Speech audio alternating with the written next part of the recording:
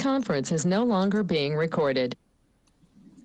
This I'd like to bring conference this will now be recorded. August Cemetery Department meeting to order at 8:08.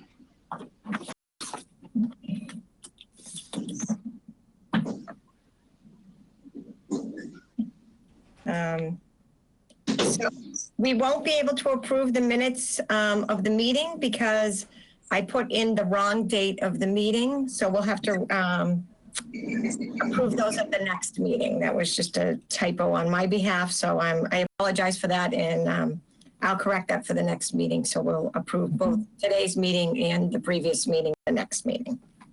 Okay.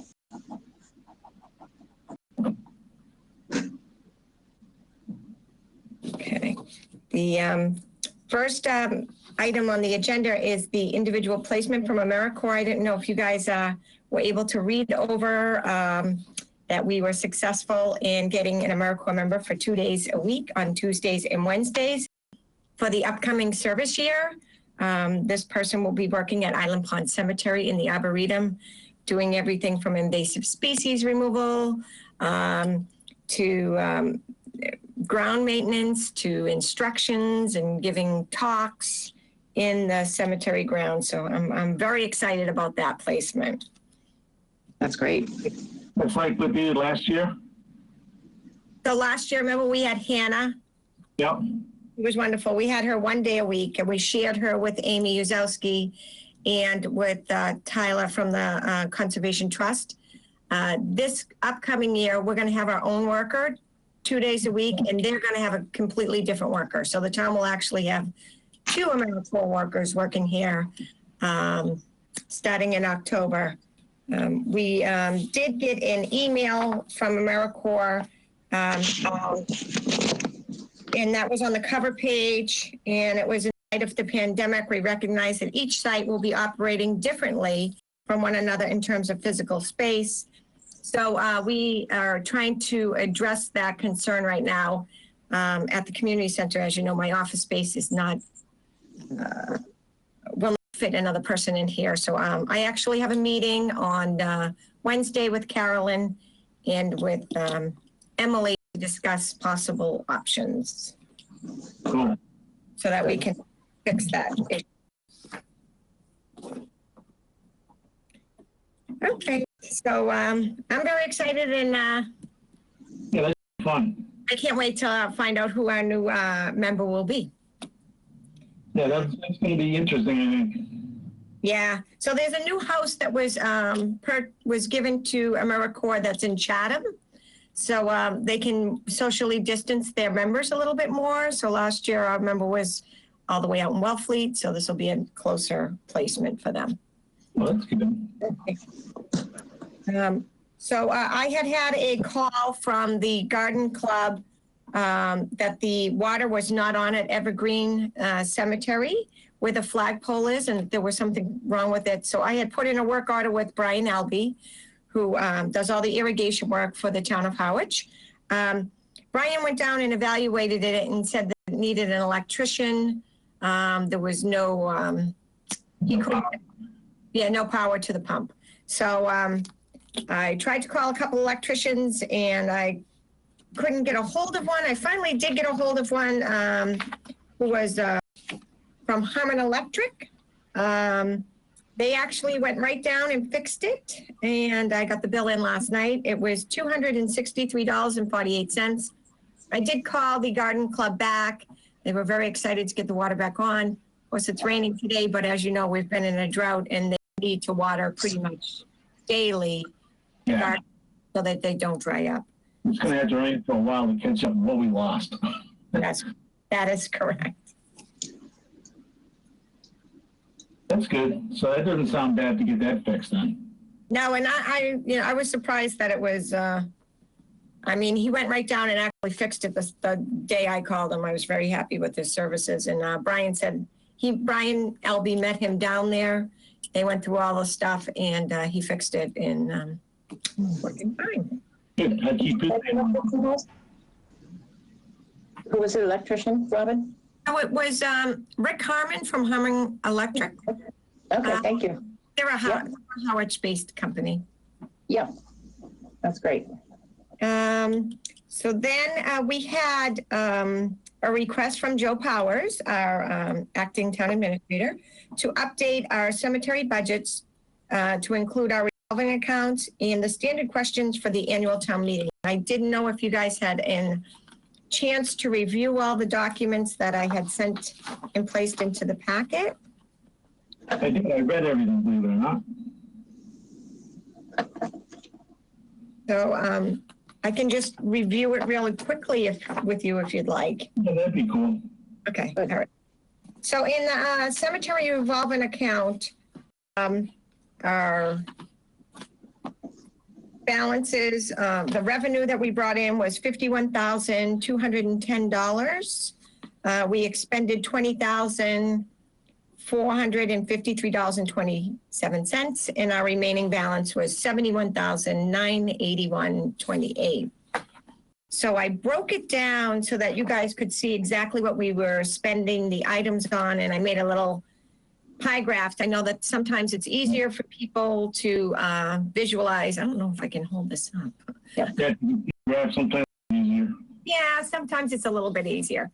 So it's in the packet if somebody wants to see it.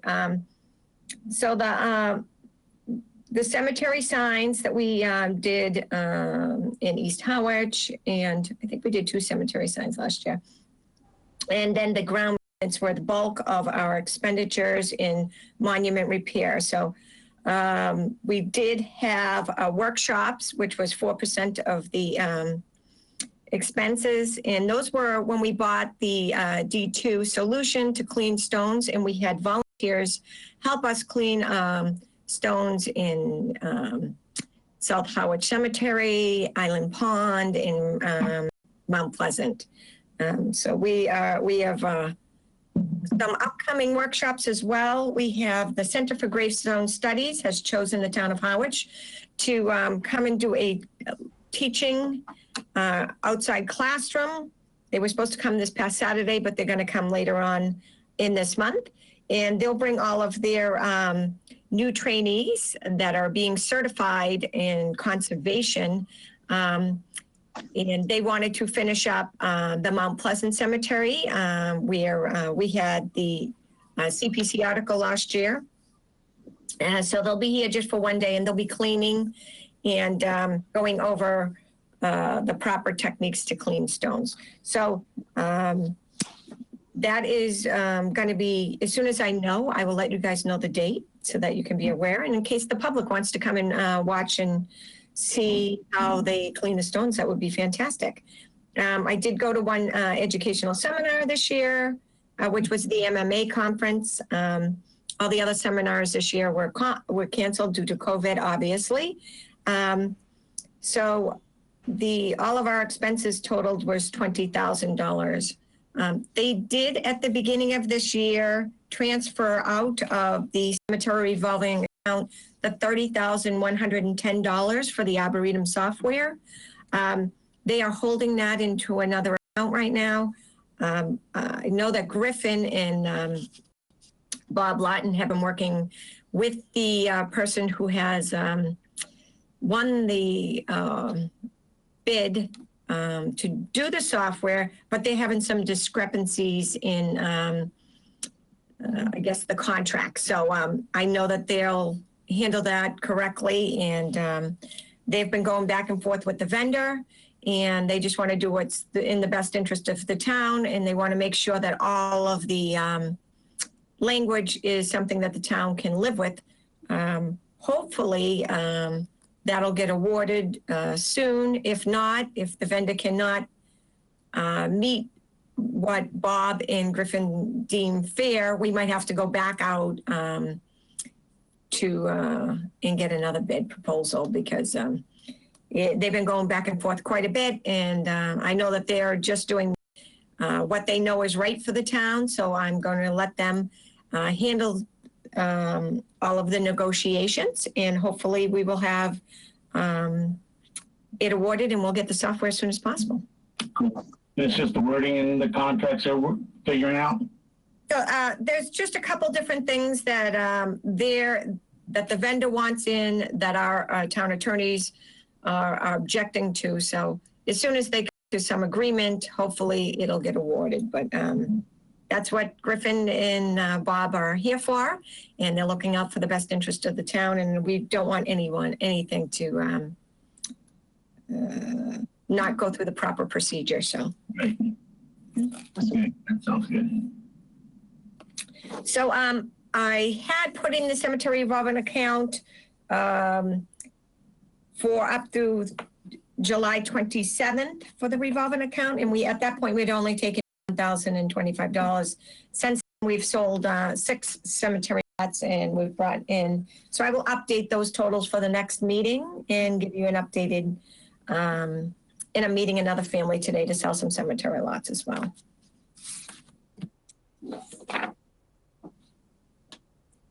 So then we went over, they asked us different questions about what our budget was for this year and if we could try to make some more cuts in our budget process. So I listed our budget questions that we get, and they are going to be taking out some money from our mileage account, but Carol told us that it would be okay if we expended mileage out of the cemetery revolving account. And we also asked that we could have an additional employee part-time to help us. We are trying to index all of the records for the cemeteries. When I do a burial now in one of the older cemeteries, for instance, Pine Grove, I'll have to go out there, pull a lot card. It has just minimal information with maybe 4 people are buried in an 8-grave lot. I have to go out and I have to survey the lot. After surveying the lot, we then might have to probe to make sure we know exactly where everyone is buried. Come back here, I'll do a lot layout. Then I send that off to the funeral home. The funeral home will then sit with the family, choose a space. Then I'll return to the cemetery, mark out the grave space. Then I'll usually have to meet with the grave digger. They'll dig the grave for the burial and then show up for the burial. It's a lot of steps for each interment, and it would be easier if we had everything indexed and everything in a database. So we've been trying to do that.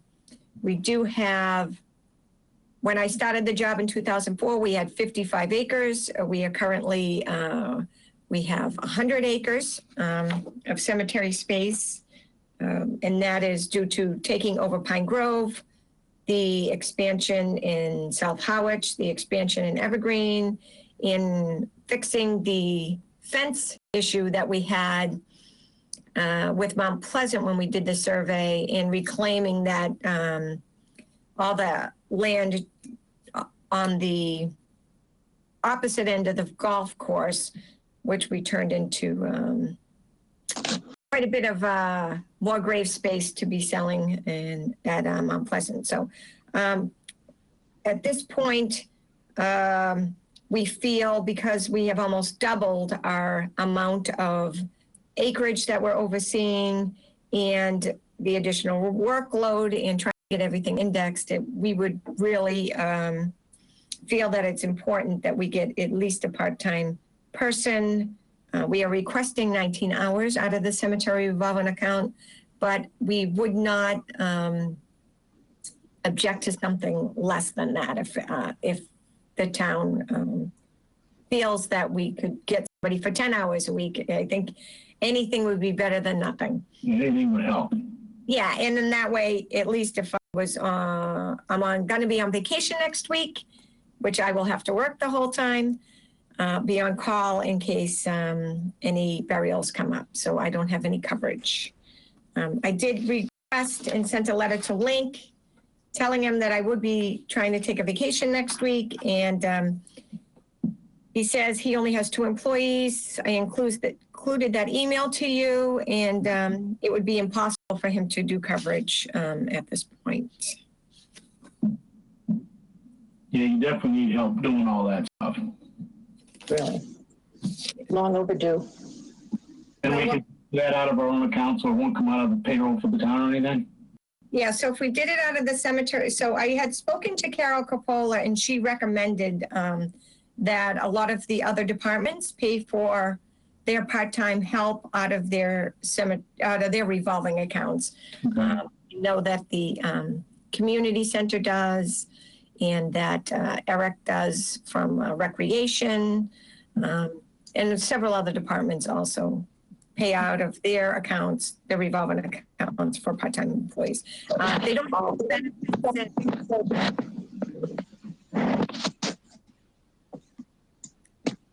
I'm sorry, someone's saying something.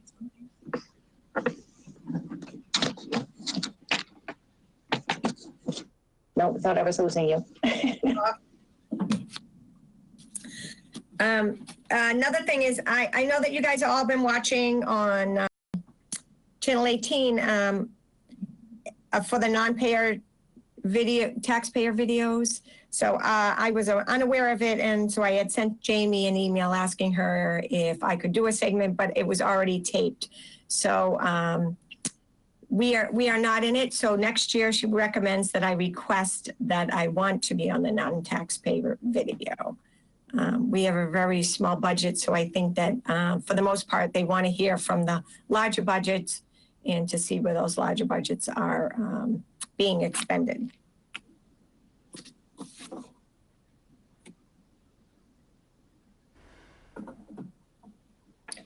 So in our old business, the first item is the letter from the Board of Selectmen approval to approve the Island Pond Arboretum to be named the James Marceline Arboretum at Island Pond.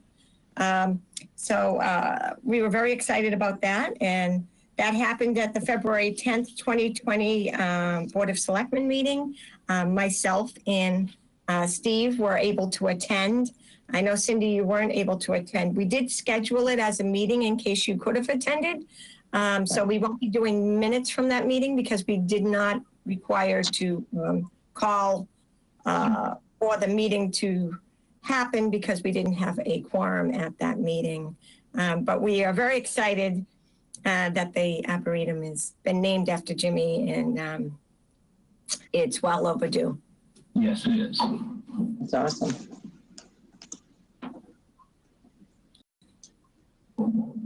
Okay. So the next one was the email from Carol Capola on the balances of the town meeting articles. She sent out for everyone who had outstanding town meeting articles to try to recover some funds from the ones that weren't used. We have the $30,110 to purchase the Arboretum software. And we've already discussed that they will be hopefully awarding that. And so I had responded to her that we were waiting for Griffin and Bob to give us direction on where we're going to be awarding this. And if it does get awarded, it goes before the Board of Selectmen anyway, so would be, she would be aware of it at that point anyways.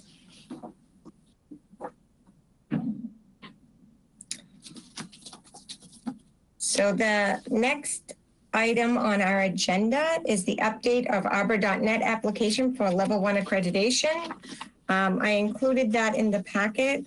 I didn't include our Arboretum plan because it's like 40 pages long and I didn't want to, if anyone wants to see the Arboretum plan, they're more than happy to, I'll try to scan it in as a PDF. I worked with the Arboretum plan with Amy Uzowski, and also with Russ Norton. He's from the Cape Cod Cooperative Extension. He's been invaluable on this project, and Diane DeGenero. So the four of us have been working on it for a couple years now, and we've done everything from invasive species removal to what different maintenance plans that we would have in place. So if you look at, I think, the requirements are the Arboretum plan, an organization or governmental group, which is the town of Harwich, and the James Marceline Arboretum, that the trees are labeled or woody plants are labeled, and we have, you have to have a minimum of 25 acres, which we have, and volunteers. So in the packet was my first rough draft of a map of the cemetery, which lists 44 different either trees or woody plants. We only need 25 to become an arboretum. We have over 50, but a couple of the trees are a little stressed due to the drought. And we need to add trees each year anyways. There's a whole bunch of catalpa plants that are in the back area that is now covered with invasive species, so we really can't take pictures of those or get in there. Once the Americorps members come, I believe we're one of the first, because our project was canceled the day before they recalled last year due to COVID. This map has been updated by Dan Pelletier, which he did an amazing job, which I will probably put on our website. So he's done it and it's crystal clear, his version of it. So I gave him my version and he's updated it and it came out spectacular. He did a fantastic job. So if anyone would like to do or have any input on the map or give me any recommendations on how they think I should improve this, I would be greatly appreciative of the general public's input on this, because they're the ones who are going to be using these maps. And if they have any questions or concerns, or they had difficulty finding it, the actual brochure will also have a picture of each individual tree that is listed on this map. It's going to have its common name, scientific name, and then it'll have a description and a picture of the leaf. So if they tour the cemetery grounds, whether it is in the summertime and it's in full bloom, or in the winter and there's no leaves on the trees, they would be able to find the tree and know a little bit more information about it. Once we get the mobile app, they'll be able to go to the cemetery and then they'll be able to say, can you show me where the ginkgo trees are? And it'll actually Google walk them to the ginkgo trees. Or if they say, I would like to visit Jimmy Marceline, it'll walk them from the entrance to Jimmy Marceline's resting place, and it'll give a little bit more information about the individual who's buried in that cemetery lot. Like they'll say his date of birth, his date of death, any accomplishment that that person has achieved. I currently am working on a tour right now of all of our women from the women's suffrage movement. We have a lot of women who were great advocates for women back, and it's the 100th year anniversary since the first vote here in Harwich. So we are trying to get that together. Hopefully that will probably just be a paper tour, and because the Arboretum software won't be up, but people could tour that at a later date anyway.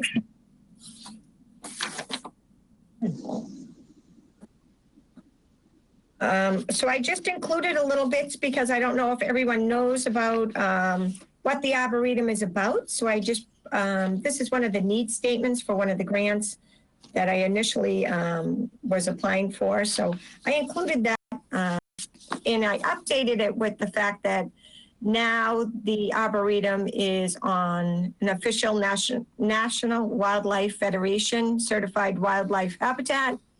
There we have many different species of birds and animals within the cemetery property, which will also be indexed as the Arboretum continues to grow in its database of information.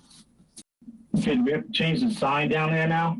So part of the, I'll talk about that when we get to the grant application. Okay. All right. I'm going to give you a little update on the grant. So originally I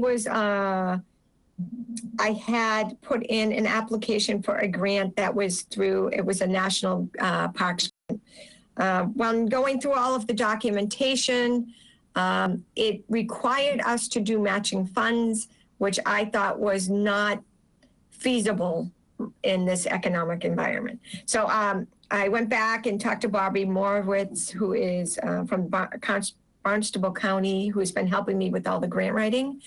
And I said, we need to find something else that doesn't require any matching funds. So she actually did.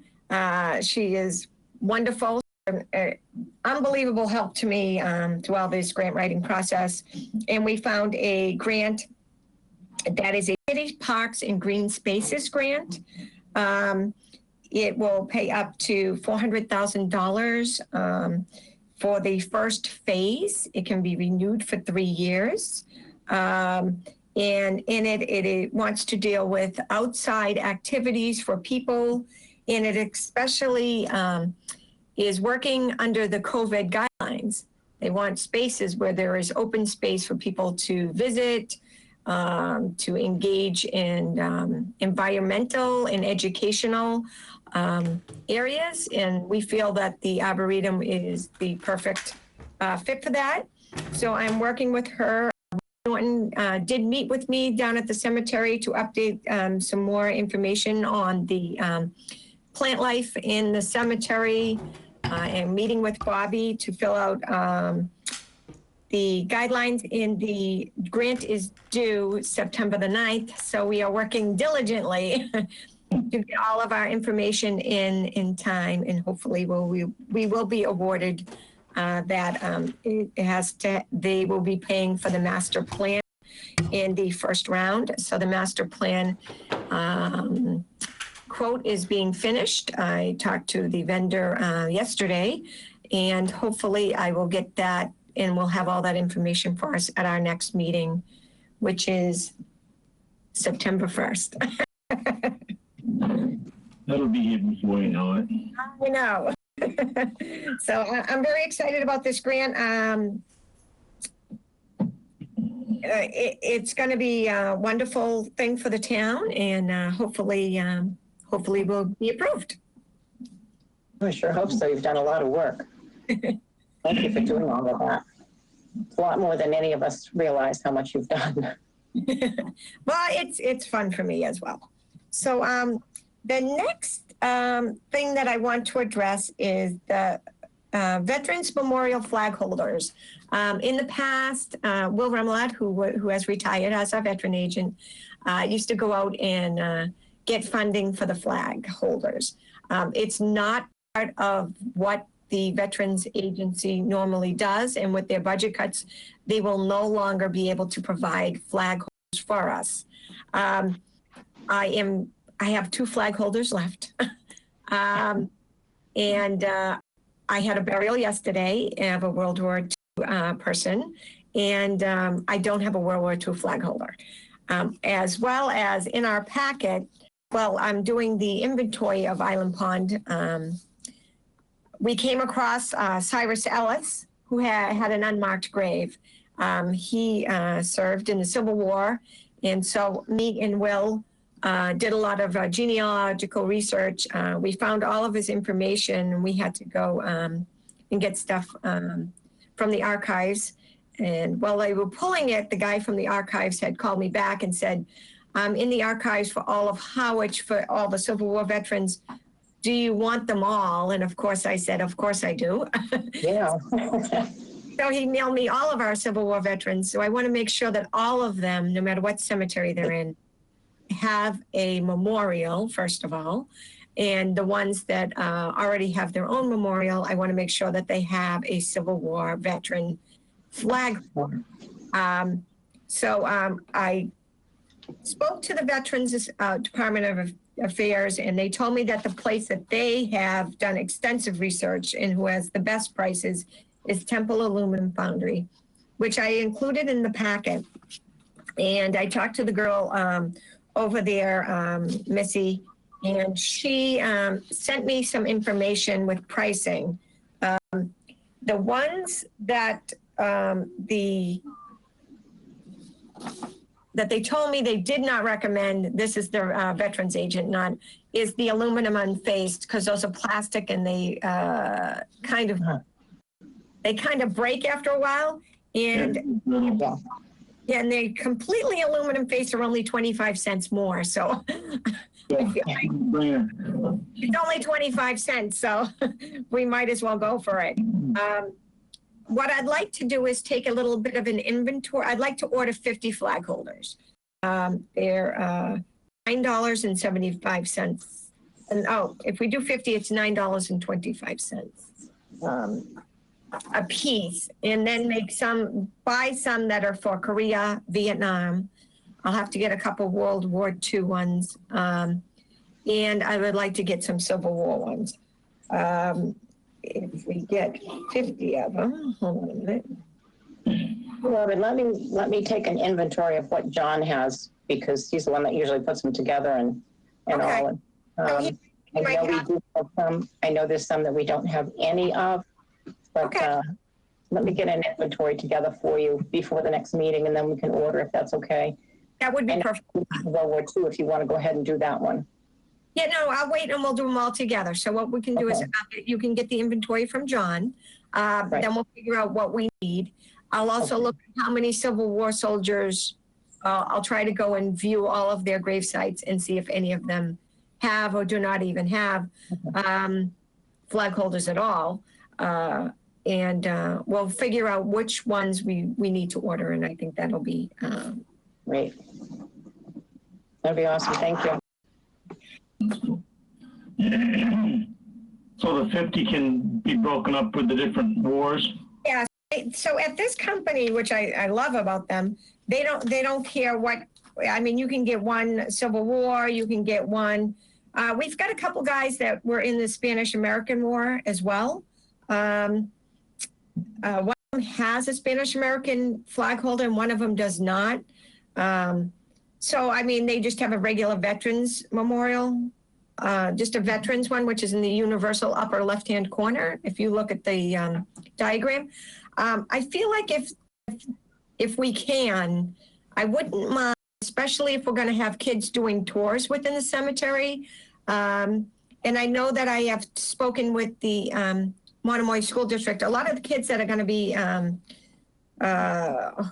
not homeschooled, but distance learning, we are going to be providing them with some different sheets on different tours to do there and information and stuff like that.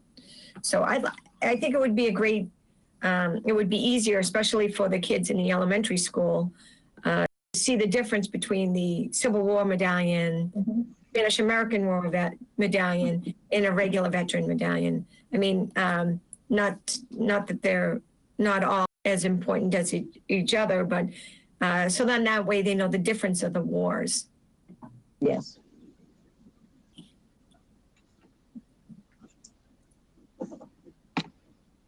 That looks good. I like those. Yeah, I think they're very nice. And Tom Blue put in the memorial for free, which I always love that. We also have another veteran that is buried in the cemetery who was from Vietnam that came back, who's in an unmarked grave as well. We are working with the Veterans Agency to try to contact one of the family members so that they can pick out what they would like on his site. But currently he has nothing on his site as well. I did put down a flag holder there, but I feel like he definitely needs a memorial. Yeah. And if we could get a hold of one of the family members, that would be fantastic. The cemetery deeds that we have for this month, we have the Murphy family bought 2 grave spaces. My family has been buying grave spaces. We are buying a family lot. I cannot notarize my own family deeds. So I reached out to Anita in Anita's office, and nobody in there is a notary at this point, but Patty upstairs in the Board of Selectmen. And I have reached out to her. She is, and she said that either you or Steve would have an appointment with her to sign off on my deed, and that you would have to bring in your license when you come. So you would call up to Patty, and I can send you her information after we get off the meeting, and then at your leisure, you can go up there, no rush to us. Okay? Do you need both of us to do that or just one? No, you have to do it separately. You both need to sign. We both do. Okay, gotcha. Okay. So we call, we should just make an appointment where you go for 1 second, I'll follow you in the door after you walk out. Okay. That's at 1. At a social distance and wear your mask. Yes. Okay. So the bills for this month, and I can scan them all into you guys, and then you can either send them back, or we could meet and I could show them to you. We have an Eversource bill for $9.47. Mine was $9.47. We have a forestry supply, which is for the watering tree bags that we got for all the cemeteries earlier this month, which have been invaluable to me. So I fill those up in the morning, and so that we can save some of the trees. They were getting really stressed with the drought conditions. We got 20 bags, and the total cost for that was $271.96. But I think it's well worth it. Yeah. We have them at Island Pond and at Evergreen. And the entrance of Evergreen when we planted those 8 trees before. Mm-hmm. Okay, and then I have my mileage for July, which is $78.02. And I think, and then the Harmon Electric one. So then the Harmon Electric, which was $263.48. I will put these and scan them into you guys unless you want to meet and sign them in person. That's fine. Okay, so I will scan them in, and then you guys can send back an email confirming that you agree to pay these bills.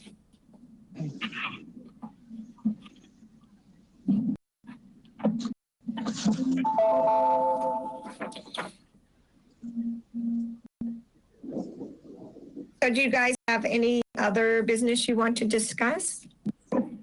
What's going on with the cemetery on Bank Street? I can see the grass down there is like 3 feet high. I can put in a work order to the DPW and ask them to cut it. So the cemetery on Bank Street. Yeah, because we still have to have that surveyed or something, right? So yeah, but we don't have a surveyor anymore. So I know that it needs to be surveyed, but we currently don't have a town surveyor. So I don't know where that stands, and I don't think they'll be hiring a surveyor anytime in the near future due to budget. I mean, the budget is very tight here, and I don't see that happening. We definitely need to make a note to follow up on that. Yeah, I will. Thank you. But I will definitely put in a work order this morning to the DPW. Yeah, just to make it look neater because it's kind of hairy down there. Okay. Yeah. I have something also under old business. Okay. Was a thank you note ever written to the estate of Sylvia Lassen for the gift of, I think it was $1,400 and something to care for the lily pond in Island Pond? Was what? Did we ever assumed it would be appropriate to send a thank you note to the estate of Sylvia Lassen for the gift of the money to care for the lily pond? I can check, and if we didn't, I will make sure that we do. I think it would be really nice to do that if we haven't. Okay. Thanks. And I do have something I'd like to put on the agenda for new business for Okay. next month. Sure. I really, really would like to address the weed whacking problem that we have.